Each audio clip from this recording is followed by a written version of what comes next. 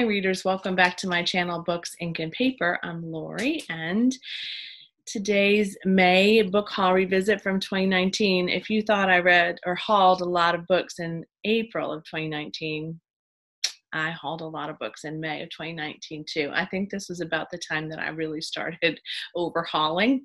That's probably not the meaning of that word. I think I started really pulling in too many books around this time, and I had to kind of put the kibosh on that in at the end of the summer. It was getting ridiculous. So let's talk about what I hauled in May of 2019 and what I'm going to read in May of 2020 from that list. The first book I got last May was The Kingdom of Exiles by Maxim Martineau, which was a book that I acquired from Bookish First as a result of doing a 3-chapter try and giving them a review on what I thought about it in exchange for a potential gifting of an advanced reader's copy, which I did get. I have already unhauled Kingdom of Exiles, and I'm sorry to say I didn't enjoy it and I didn't finish it.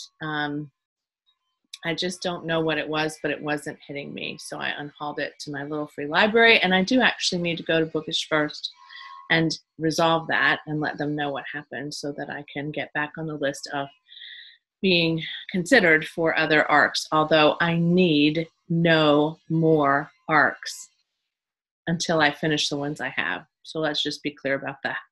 Okay. Speaking of that, another book I got last year, which was an advanced reader's copy of The Last Train to London by Meg Waite Clayton, never got read also. Meg Waite Clayton is an author I love. She has written some historical fiction, very character-driven, but this is probably a bigger departure. So like, for example, and I may do a whole video on Meg Waite Clayton, but for example, she wrote a book I love called The Wednesday Sisters, and it is historical fiction. It's set in the 60s, but it's really more of a story about women and their, connection to each other. This is a story that's set in World War II, and it's about a woman named Truss Wishmuller, who begins to smuggle Jewish children out of Vienna, and she's fairly successful at it, and then the closer the time comes to really moving people into concentration camps, Adolf Eichmann discovers what she's doing, and my sense from the synopsis is that he tells her that she can continue to smuggle Jewish children for a week, but she can only take a few, and I think that is 600, and so trying to get 600 children on a train in a week with the Sabbath in there as well is pretty tough. And so this is a story of how she does it. And I think there's also a story about Walter and Sophie and Stefan interwoven in this process. I loved the synopsis of it. I follow Meg on all social media. I heard about it being released, and I requested an advance copy from HarperCollins and got it and never read it in all this time.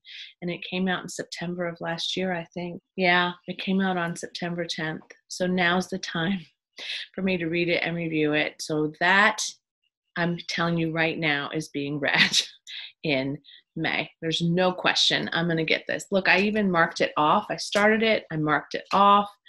It's happening. So spoiler alert, it's already one that I'm choosing. Then I also got Belgravia from a local book sale by Julian Fellows, following in my Downton Abbey frame here. This is, though, set in World War I, at the start of World War I. It's not set in Highclere Castle, but it's a lovely character-driven historical fiction novel about the people who were at the Duchess of, what is her name? The Duchess of Richmond's ball on the eve of the beginning of the war, and what happens to those characters after the ball. Beautiful cover. It was a cover buy for me. It was $1. I don't know that anybody's ever read this book. If they did, they took extremely good care of it, and I would love to get to this. May of last year must have been the month that I visited a lot of little free libraries too, because I got 2 books from one of my local little free libraries. One was the Peacock Emporium by Jojo Moyes, and one is The Widows of Malabar Hill by Sujata Massey. This is a story of about a woman who returns to her home in France, I think. I don't know where it's set. Historical fiction, the story of a woman who returns to her hometown. Her mother had somewhat of a notorious reputation, and she ends up opening a coffee bar and reckons with the past and discovers that the key to her history and her happiness may have always been there for her, and she never saw it. It sounds lovely, doesn't it? It does. It really sounds lovely, and that is also a beautiful cover. The Widows of Malabar Hill. This is the deluxe edition, so I think it's just because the pages are printed in a lovely way. So The Widows of Malabar Hill is also historical fiction set in 1921. It's about an attorney, Praveen Mistry, and she's joined her father's law firm, and she starts to represent some legal work and executing the will of Omar Farid, who had 3 widows. And so she's trying to, I guess, fight for them to be able to get their inheritance. And so for some reason, they've all 3 signed their inheritance over. And so she wants to understand why and really represent them in the fullest way possible. And it sounds delightful. It's a good chunky trade paperback size, but I love this cover too. And I love books that are set in, different countries. And this is A Mystery of 1920s India is how it's billed. So my friend who owns a little shop up the street last year dropped off something that I had ordered as a gift and couldn't get to her because she was closed. And when she dropped it off, she also gave me The Huntress by Kate Quinn. More historical fiction. There's a theme here for sure. This one is set in World War II, and it's about a woman who is part of the Night Witches, which is the night bomber regiment that was formed and was trying to bomb on the Eastern Front. And then there's a Nazi murderess known as the Huntress, and so their paths cross some way. I've heard a lot of people really like this. My friend did not like it so much, so I'm not sure why, but it's still gone unread a year later. These are always tricky videos because I feel bad about myself for having hauled all these books and not read them, but I'm making good strides by doing this revisit video, right? Stephen King in my little library, Mr. Mercedes. Not my favorite size of paperback. No, don't know a whole lot about this particular series. I think there are 2 in this series, but this is about a detective. There's a guy who murders or runs down some people with his car, and it kind of goes unsolved, and I guess it comes back up, and this detective, Bill Hodges, I think is his name, yes, this comes back around because somebody sends him a letter and says that they loved the feel of death under the Mercedes wheels, so he has to take the case back up again and try to solve it. And I do love Stephen King, and this one's not a long one for Stephen King. His novels are usually 1,000 or more pages long, and this one is a little over 500, so that's promising. Megan and I also went to New Orleans in May of last year to an evening with Judith Buist, who is an author of children's books. One is Alexander and the Terrible, Horrible, No Good, Very Bad Day, which I hauled and gave to my granddaughter for Christmas. That was the intent when I went and got that book. So it's a great one if you have never read it, to read to your children. I love it. And then she also wrote Nearing 90, which is a book of poetry about her 90th year, and the decade of her 90s is now. I've read a good number of the poems in this book. I haven't completely finished it, but I know that I will continue to read this. I pick up poetry when I am just looking for something to read really quickly and I'm sitting here and I don't have a lot of time. But Judith Buist is fantastic. She signed this copy as well as the Alexander copy.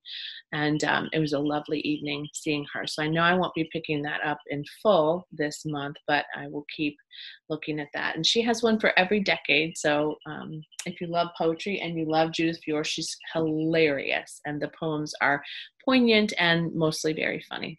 I bought Soulcollage because I was in a class and we talked about this. I was in a class called Advanced Authentic Presence for coaches to work with themselves and clients around their authentic voice and their essential way of being as coach and individual. And this was recommended by my instructor, and it is beautiful, full of art, a way of creating a collage about yourself and your soul and your essence. There's also a section on doing a soul collage with children. It is something I'd like to do a workshop on at some point. It's maybe a good idea to do it now or right after the quarantine. So maybe you need to pick this up. I also hauled from my sister-in-law. She gave me 2 J.D. Rabe short story collections with other authors. One was Dead of Night and one was Suite 606, and they were paranormal mysteries, which is not a genre I read a lot of, but every now and again. And I unhauled those because I didn't think I was going to read those. I did an unhaul video a while back, and I think I decided that I wasn't probably going to do that.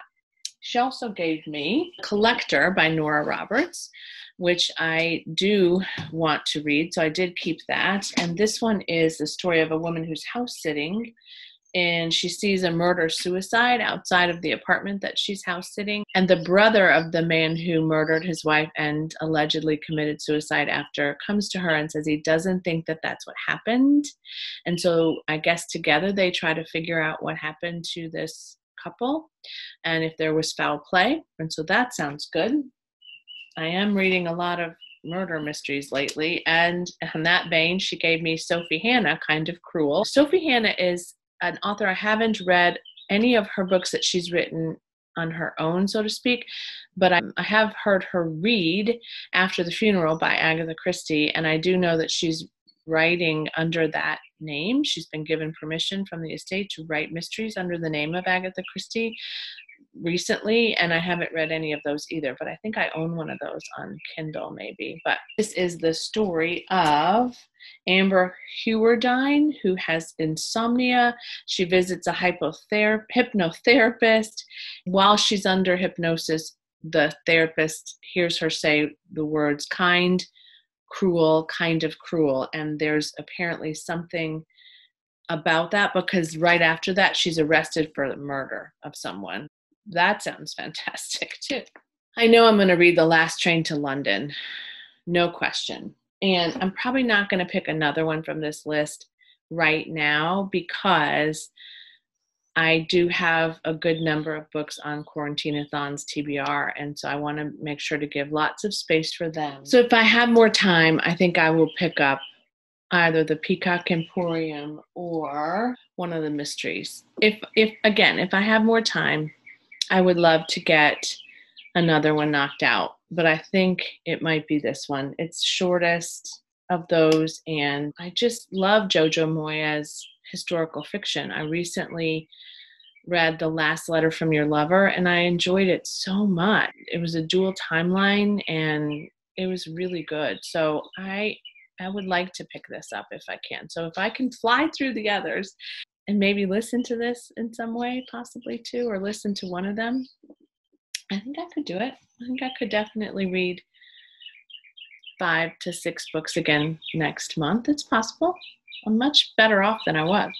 Okay, that's it for today for the book hauls from last May. I think June is also equally large, so we'll see how that goes. But I'm getting through the backlist. I'm getting through the hauls. I'm unhauling some things and being conscientious about that too. So lots of opportunities for me to read and to decide what to do with some books. Thanks for watching. I appreciate you all so, so very much. And as always, have a lovely reading day. Bye.